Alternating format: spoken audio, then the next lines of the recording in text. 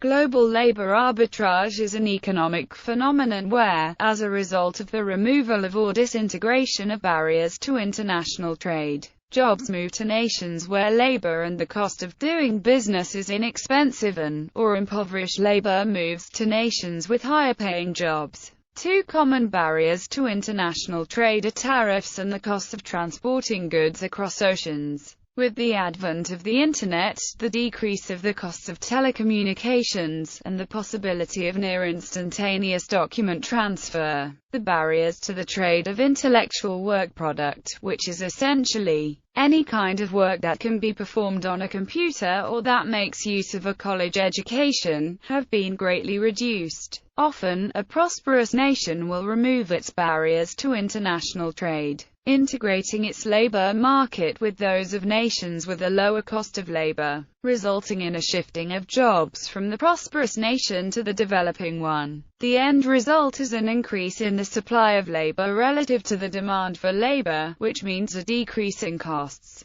Forms of global labor arbitrage. Global labor arbitrage can take many forms, including but not limited to foreign outsourcing capital moves to nations with cheap labor, lower taxes and/or fewer environmental regulations or other costs of doing business for the purpose of producing goods and services for export to other markets. The classic example is the case of a factory or office closing in nation A and then moving to nation B for the purpose of producing goods or services, at lower labor costs for export back to nation A's market. This can result in layoffs for workers in nation A. For example, in the United States, the amount of manufacturing jobs has decreased while the importation of manufactured goods from other nations has increased. These trends are now affecting the service sector as well. Importation of foreign labor using work visas. Labor, often skilled and educated, moves to a nation on a temporary or permanent basis.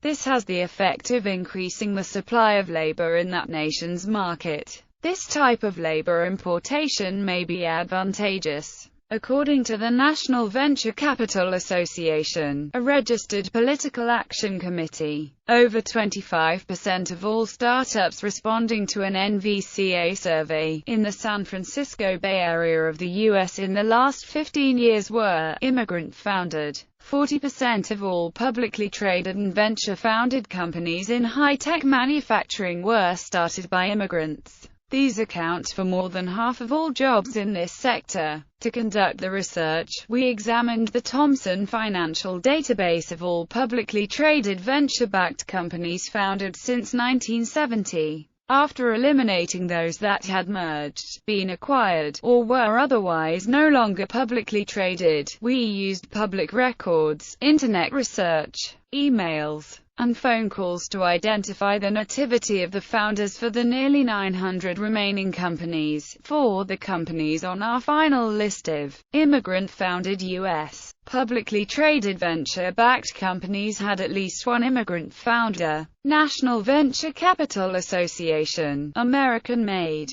The impact of immigrant entrepreneurs and professionals on U.S. competitiveness. Stuart Anderson and Michaela Platzer, undated. Conversely, the NVCA, American-made, publication makes little mention of U.S.-born co-founders, makes an errant claim that Intel U has an immigrant founder, resulting in a faulty claim of the following companies employing more than 245,000 people in 2005. Intel, Sun Microsystems, Google, Yahoo, eBay. Previous studies authored by Stuart Anderson, of the National Foundation for American Policy, had been careful to make the distinction of founded or co-founded, whereas the National Venture Capital Association uses the term immigrant-founded 55 times in its 39-page document. The publication's data tables disclose only the names of immigrant-born founder or co-founder, American-born co-founders, and the number of American co-founders are omitted. Additionally, according to Intel Corporation, Hungarian-born CEO Andy Grove was not an Intel co-founder. Immigration. Impoverished labor moves towards capital in prosperous nations. This tends to increase the supply of labor relative to capital in the prosperous nations and potentially decreases wages, according to the laws of supply and demand. However, this decrease can be offset by job creation due to talented immigrants, as discussed in the last section, although only peripherally related to the issue of global labor arbitrage but very much related to the issue of the economic prosperity and well-being of non-immigrants. Mass immigration can result in a population explosion which can negatively affect the well-being of native people. Logically, after a nation's population has reached a certain size relative to its amount of useful land, an increasing population results in crowding, a greater strain on the environment, and increasing costs of living. Consequently, when considered in that context, it might be possible to also regard immigration as a form of environmental arbitrage, where people flow from areas of high population density to areas of lower population density.